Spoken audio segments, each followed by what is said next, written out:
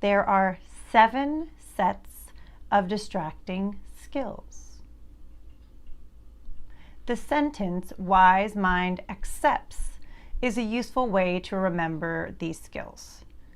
This pseudonym is for activities, contributing, comparisons, emotions, pushing away, thoughts, and sensations.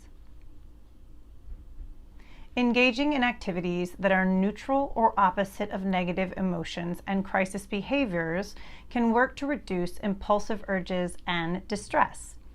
Activities distract attention and fill short-term memory with non-crisis-oriented thoughts, images, and sensations. They affect physiological responses and emotionally expressive behaviors directly.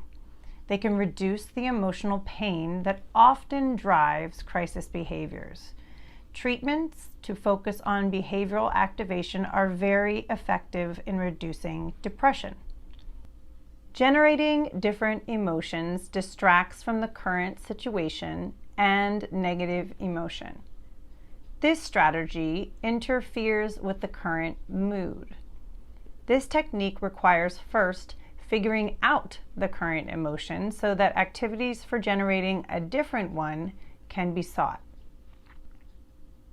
Read an emotional book, and after you put the book down, think back to the story in the book and try to experience that emotion.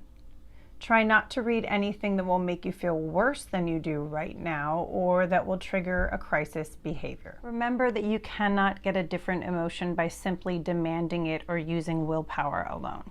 You need an activity that will reliably set off an emotion different from the one that is generating so much pain. When Wise Mind accepts, you engage in activities that are neutral or opposite of negative emotions and crisis behaviors. You contribute to somebody else's well-being. You make comparisons to refocus attention from oneself to others. You generate different emotions to distract from the current situation and negative emotion. You push away from a painful situation by leaving it physically or by blocking it from your mind. You distract with other thought-filling short-term memory, and you experience intense sensations that focus attention on something other than the emotional distress, its source, or its crisis.